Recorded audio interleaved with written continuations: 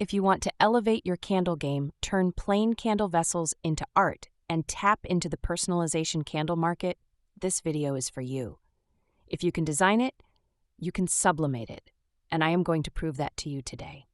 If we haven't met yet, I am Kimberly Patterson, and I teach candle makers how to create candle art using sublimation and engraving.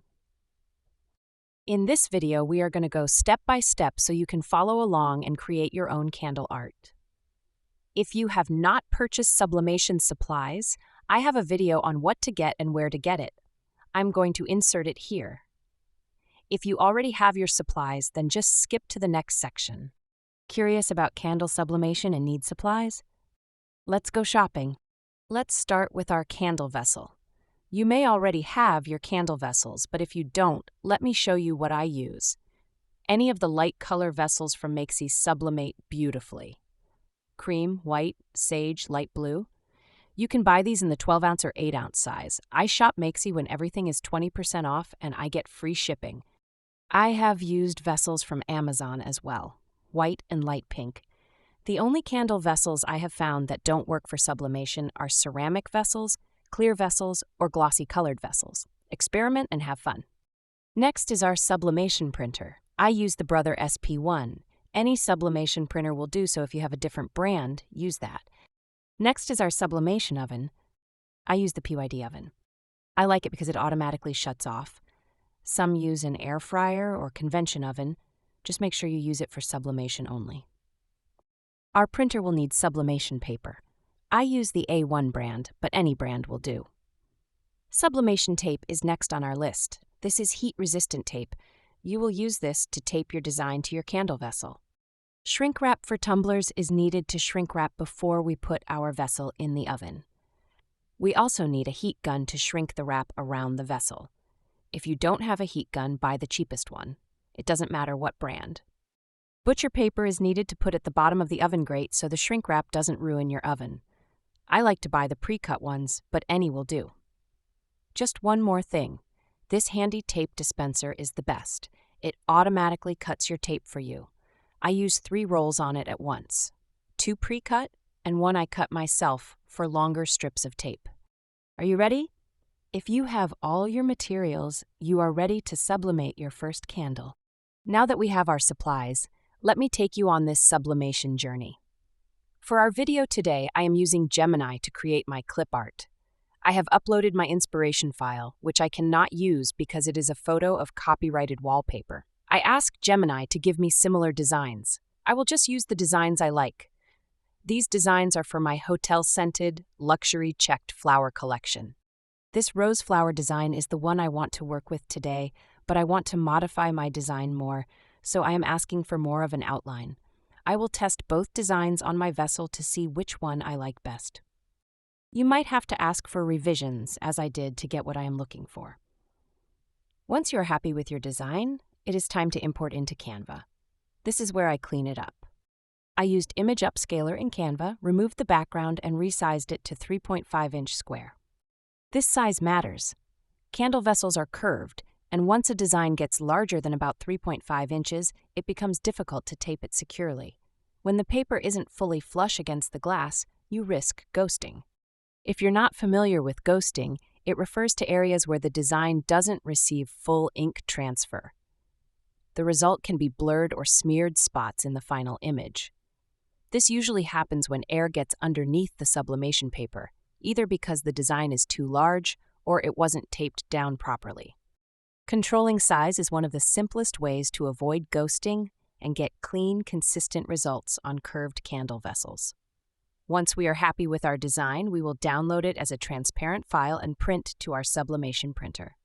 When printing to your sublimation printer, you will want to make sure you mirror the image. In addition, since we are sublimating on glass, you will want to print the same image 2 times, meaning put the paper back into the printer so the ink prints on top of itself. This is a very important step if you want vibrant sublimation designs. Now for the fun part. Taping to our candle vessel. I am using a frosted candle vessel for this project. I love how the vibrant designs glow through the frosted vessel when the candle is lit. I have cleaned this candle vessel with rubbing alcohol so the sublimation ink will transfer nicely. We are trimming each design close to the design itself. This will allow the design to tape nice and close to the glass and reduce the risk of ghosting. When taping your candle vessel, make sure you use the heat-resistant tape.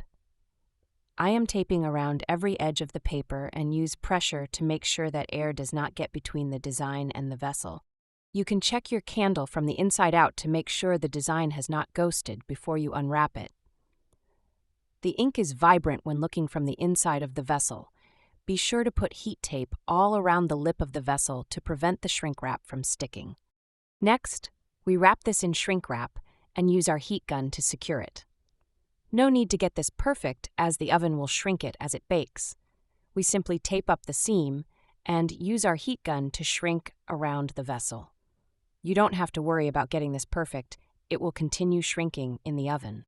Our next step is baking our candle in our sublimation oven. It looks like my cat Tux got in on the photo shoot. Isn't he handsome? We start by putting a piece of butcher paper on the grate to protect the oven from melted shrink wrap. Our settings are 390 for 6 or 7 minutes.